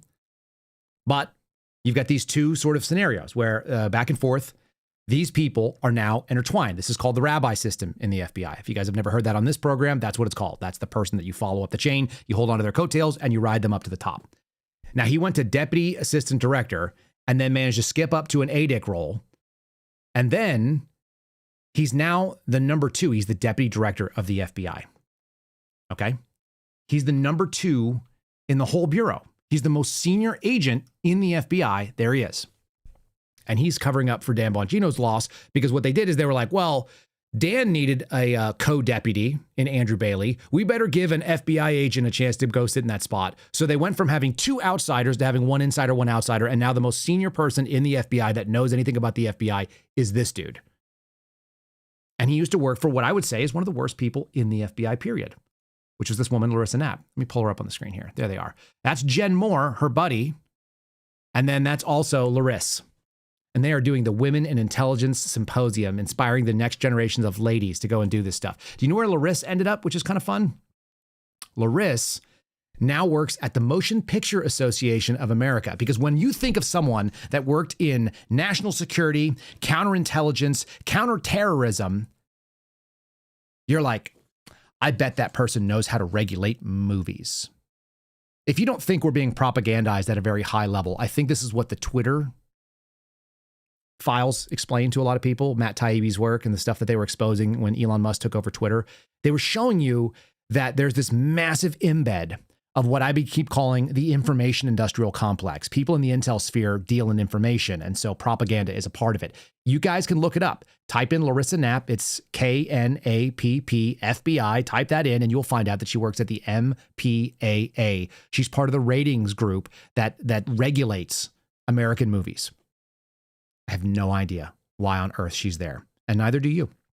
In any case, this is one of those little fun things that you start finding out. So when the guy went out there and told you, we're going to do total personnel warfare, we're going to get rid of all the bad guys. We've done that. We've gotten rid of everybody that needed to get rid of. We got rid of all 138 problematic employees. You got a guy that got promoted under Wray and under Comey that stepped into management and skipped some steps because he did like a solid. Paula Bate hooked him up. That's the person that was in the job before Dan Bongino. The old FBI still runs the FBI, and it always has, because the status quo is undefeated, because you put people in that didn't know how to get the job done. And it's been really obvious to me from the beginning. Remember, He succeeded this guy in this office. This is the office where James Dennehy used to work. He was in charge of the New York field office, and he had that little spat about the Epstein files. These things all end up being part of the same deal. Do you remember that this is how they celebrated? This FBI is the real FBI, the ones that will do bagpipes and an honor guard to walk out a guy that was basically resisting the Trump agenda right at the beginning. An extraordinary scene outside of the New York FBI office in the last hour. Assistant Director in charge, James Dennehy, who was forced to resign under pressure this week, left the building to cheers from hundreds of his colleagues and the sound of bagpipes. He was forced out after clashing with Donald Trump's Justice Department after the removal of senior FBI leaders and requests for the names of agents who worked on the January 6 cases. He told those gathered that he will be their, quote, best cheerleader on the outside. We'll be watching for that. Another break for us. We'll be right back. That was MSNBC reporting it. You guys remember every time that somebody gets fired and then you put the bagpipes, hundreds of people that work there cheer? What does that tell you? They all support that guy. They support what he was about. The FBI has not changed culturally. And amusingly, that actually has something to do with the story of Jack Smith and the tweet that Donald Trump put out. And yes, that was a long, roundabout way of getting there, but allow me to try to link it together for you. Patel says he fired the corrupt FBI agents in the anti-Trump Arctic Frost investigation. Donald Trump said that he wanted to see something bad happen to Jack Smith. I'm going to tell you, I don't think Jack Smith feels all that worried about it. And more importantly, he also had a lot of things to say because he's been out publicly speaking about it since he was removed from the special counsel spot. What he says is, this was not political. Maybe one of the most overtly political things you could do. It wasn't political. And that's the real danger, because the people that are in there don't think they're the bad guy, folks. The people that work for these agencies that are in there, that are doing the work of DOJ on a ground level, that are doing the work of FBI at the ground level, that are doing the investigations and getting promoted through management. None of those people go like, oh, we're the baddies. They think they're doing the work that is meant to be done. There's nothing political about it. We just saw that there was a federal crime that we were told happened. And completely against any sort of predicate that has ever happened before, against anything that, any sort of normalcy or norms of not going after former presidents, they decided to go execute a search warrant at Mar-a-Lago. And Jack Smith doesn't seem concerned about this at all. And the reason is because I think what he did was legal. You guys don't have to like it, but I don't think it was legal. I don't think it was illegal. I think that if you look at the case and the way that Arctic Frost was predicated, it was one of the most judiciously and aggressively predicated cases I've ever seen.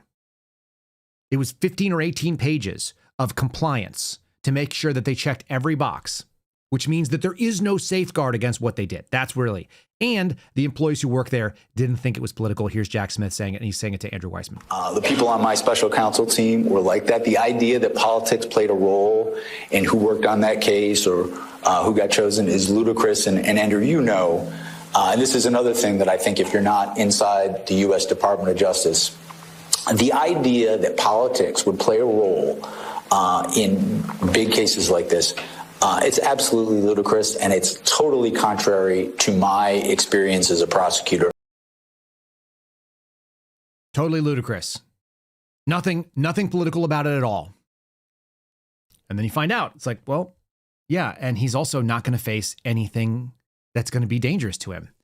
He's willing to testify. He said he was willing to testify. He said he would be happy to go do it publicly. Do you know where I know criminal investigations go to die? At the House Judiciary Committee. Do you know who was held responsible for the things that I brought forward to the Judiciary Committee or to the Weaponization Committee? The Jim Jordan types? Do you know who? No one. In fact, the guy that was the special agent in charge of the field office in Richmond, Virginia, a guy named Stanley Meador, that guy not only got to stand behind Kash Patel and say this is what happens when you let good cops be cops, even though he approved he approved the targeting of quote unquote radical traditionalist Catholics at like Latin Mass within his own field office in a radical departure, a first of its kind, even if you read the language of the actual Intel product. That guy is now the public safety commissioner for Virginia. He was named by their new governor. So Spanberger brought in a former FBI guy that was part of the old regime. You guys see, this is just a big circle jerk. And for all the outrage that you saw of Jim Jordan and the rolled up sleeves? What happened? Nothing. They talk about it. They ask you for money.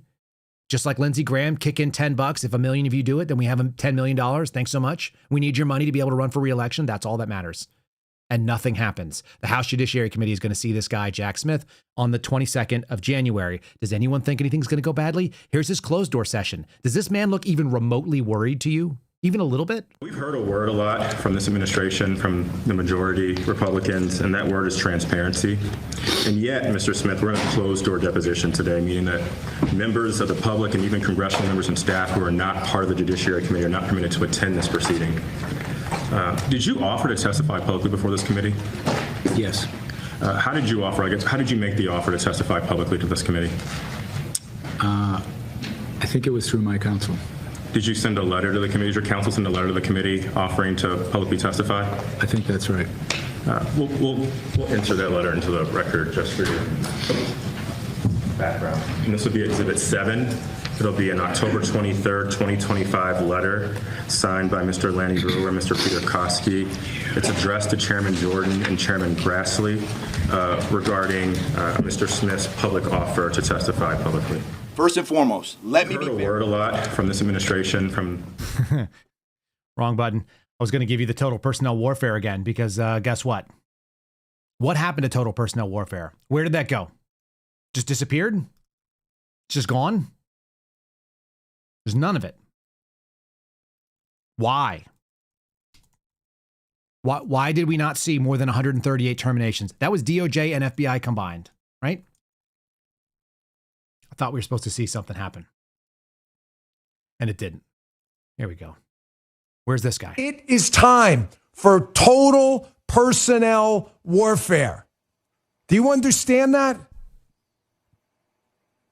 Everybody has to go. Anyone in the justice system, a United States attorney, an AUSA, an assistant United States attorney. That's what we call them in the system.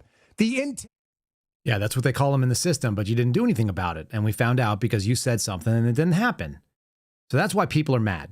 And that's why people are going to be really frustrated. And that's why people may tune in to hear what that guy has to say. And then they realize that he's not going to take responsibility for the failure. Oops. Run all the hit pieces in Just the News you want. And here's where I knew the clown show got really, really deep yesterday, because I cannot actually believe this actually happened. This is 23 hours ago. Here's an announcement. For those of you that are just listening, the Select Committee on January 6th, a select subcommittee run by Chairman Barry Loudermilk. They have an official X page. This is where a lot of the information from Congress gets put out there. They have almost no followers. I'm one of them, 4,300 people. You guys should probably follow this because you're going to find out really interesting, stupid stuff. They don't follow me for some reason. Their most recent tweet was announcing another hearing, not of Jack Smith, but of something far more ridiculous and silly. You guys ready for this? Hearing advisory. I think we're going to have to do a live stream of this on Wednesday. Hearing advisory, quote, examining the investigation into the DNC and the RNC pipe bombs. The hearing will investigate how Chris Wray's Federal Bureau of Investigation did not apprehend the suspected pipe bomber despite possessing evidence since 2021. Watch live here. They have 3 witnesses, people. There are 3 witnesses who are going to illuminate the story of the January 6th pipe bomb. Who would you think that those witnesses might be? It's not who you think. They have someone named Chris Pyhoda. He's a retired FBI senior executive. He's the previous executive assistant director. He was the number 4 guy of the Science and Technology Division, and he retired before the pipe bomb happened. He retired in 2020. You also have John Nance, my former boss, retired FBI special agent, supervisory special agent, basically useless, and maybe one of the laziest people I ever saw in the FBI, someone who hadn't touched a case, I think going back at least to Comey, but I don't think he was a case agent even maybe further back than Comey. He was on Eric Holder's detail, and he was a basic yes man that did nothing. Unfortunately for John Nance, no matter what he wants to claim, he may have his pension, but John Nance didn't work cases. John Nance doesn't know shit about the pipe bomb case. He was a supervisor sitting in an office because they got rid of him and they put him in the back.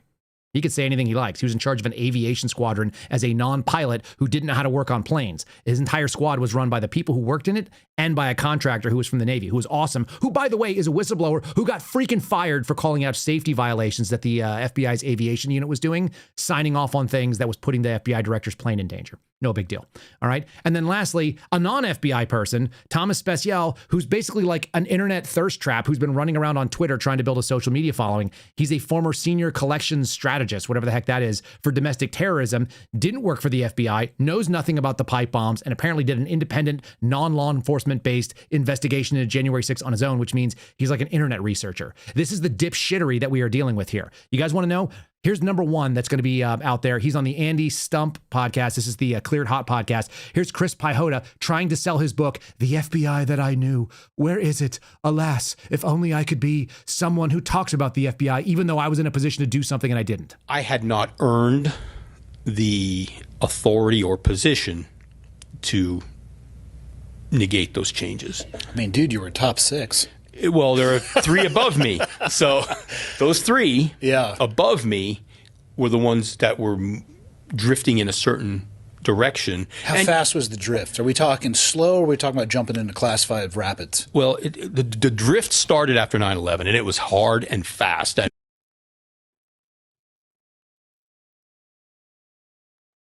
The drift started after 9/11. Yeah, we know. And when you were the number 4 person in the FBI, you didn't do anything about it. Cool, bro. Tell me you're a coward without telling me you're a coward. But buy his book, please, if you want to understand how to fix it. Chris has been running around on X trying to get a following as well. Pretty sad. And then there's this guy, my old boss. I'll show you this. I'm not even going to waste my time, but Tom Special is trying to, or Specially, I don't know what his name actually is pronounced. He's trying to run for office in Virginia. So everybody's got an agenda. John Nance just wants to get on television if he can. And so Dan Bongino just reposted how Nance is proud to be called as a witness on some things he knows nothing about. Going to be very embarrassing. The live stream will be fun. I may get Steve Baker to join me if he's got the energy. Here's the former deputy director of the FBI on that one guy that's going to be the witness for the J6 Select Committee. Now, I wouldn't have given it much of the time of day if I hadn't seen FBI mouthpiece and Wolf Inside the Tent, the guy by the name of John Nance. Anytime you read a Nance story, you got to read it through the lens of who's telling Nance to say this. Well, notice how right in the title, he wants to take a shot at Kyle because he's jealous of Kyle. John Nance, again, I believe speaking as the FBI mouthpiece himself, says how he goes after Kyle by name. Wolves in the Tent, very cautious of these people. They're a group of dipwads who I'm telling you abuse our brand to go and destroy people because these people don't go through proper channels. Kyle used to work for this guy, and I believe this guy's upset because his face isn't on TV talking about FBI scandals he wants to be the face of because he's probably looking for more TV hits. So the fact that Kyle actually had the courage to give up his job because he wasn't going to get the COVID vax and fight for people really bothers this guy because Kyle's getting attention he don't like. So he's the wolf in the tent. Be very careful, these people. Weird. Wonder how he knew all that. Oh, it's because I used to talk to Dan Bongino and he asked the story about why this guy was coming at me. Turns out that's who the J6 committee is going to interview. Not people who actually worked on the case, not the case agents that have gone away, not people who are active FBI agents that are working on it, not people who have done research on it, not even Julie Kelly, of all people, who probably knows infinitely more than John Nance could know because she at least pays attention and reads stuff and wants to have an opinion, even if she's wrong. How interesting. So this will continue. Just letting you know. It would have been nice if we got the total personnel warfare. I really would have liked it. And you shouldn't have to have our president. He shouldn't have to be going out on True Social and telling people what to do in his own executive agencies if he actually is the guy that has people that are running them properly. And this is the final evidence that continues to be proven over and over again. The FBI runs itself. The DOJ is running itself. These things have never been captured. This post by Donald Trump actually kind of tells you that in a very big way. It's shameful because a lot of us wanted them to succeed and de-weaponize, not like go after Jerome Powell and act like this is how it goes. So there you go. All right, folks, that's it for today's program. That's what I have to share with you. I've got a palate cleanse in just a second. I'm a dad, so we want to do some dad stuff. Maybe take a deep breath. Remember that sometimes you should just play with your kids. If you're watching on Rumble, give us a thumbs up. We continue to dominate. Even though we are tiny and that we have no business being on their leaderboard, we are always in the top 50, oftentimes in the top 30 shows on Rumble by likes. So like it and engage with the platform. Give us a comment. We'd appreciate that. Subscribe if you're on YouTube and you're new, and if you're on Rumble and you don't have a backup to watch us on YouTube, then make sure you get that going. Lastly, if you're watching on X, join us on one of the better platforms. You can join the chat because the chat is where it is at, and this is what it looks like. It's constantly streaming. It's full of funny people saying interesting things. They're polite. They don't always agree with me. That's the best part of it. If you guys want to join some of your people, Bacon, Cheeseburger, Nationalist, or otherwise, check out our chat. And then lastly, if you're listening and you blew it and you're just listening on Apple or you're listening on iHeart or something like that, check out Spotify. Yes, you have to download another app, but it's better. Objectively better. You're going to get all the things that you want, which is be able to switch between audio and video. So I appreciate you guys taking a look at that. And you can even read what's going on with this chat. So there it is. KyleSeraphinShow.com is how you get there. There's a link in the show description all the time. That's how we do it. All right, so we do something funny and just kind of laugh. Let's try this. How about a dad turning conversations with his 2-year-old into songs? I don't have this talent. I definitely have a 2-year-old. My conversations definitely go like this. Kids that are 2, 3, 4, they often start with the word because, and they're almost always midstream. Here's the dad just singing out the weird stuff that he deals with his kiddos.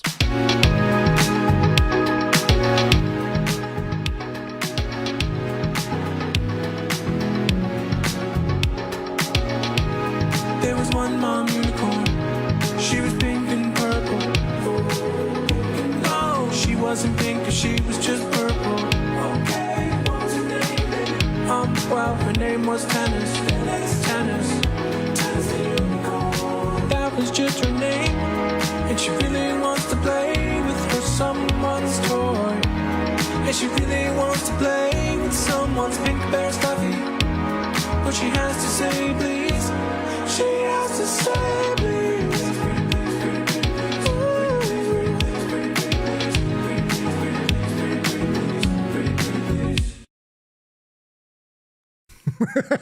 I really like that guy's style. It's really catchy. All of his songs sound like that. I'll put a link in the comments, both on Rumble and on YouTube, if you guys want to follow over there, so you can check him out. He's on Instagram dropping stuff like that, and he just turns all of his kids' like weird conversations into cute songs like that. So that makes me smile. I hope that makes you smile. Be careful if you're in any of the places where people are getting rowdy about ICE, and make sure if you do see one of these things, you drive by and tell them they cannot park there. You know, that's how we do it. All right. God bless all of you. Look forward to seeing you tomorrow. If you're sticking around on Rumble, we can raid over and you guys can listen to Steve Friend doing the American Radicals podcast, which starts at noon Eastern time. That's coming up in about an hour, a little bit less. Otherwise, I will see you guys here tomorrow. Have a great day. Thanks for listening to The Kyle Seraphin Show, streamed live weekdays on rumble.com/Kyle Seraphin. Follow Kyle on Twitter, Truth Social, and Instagram at Kyle Seraphin.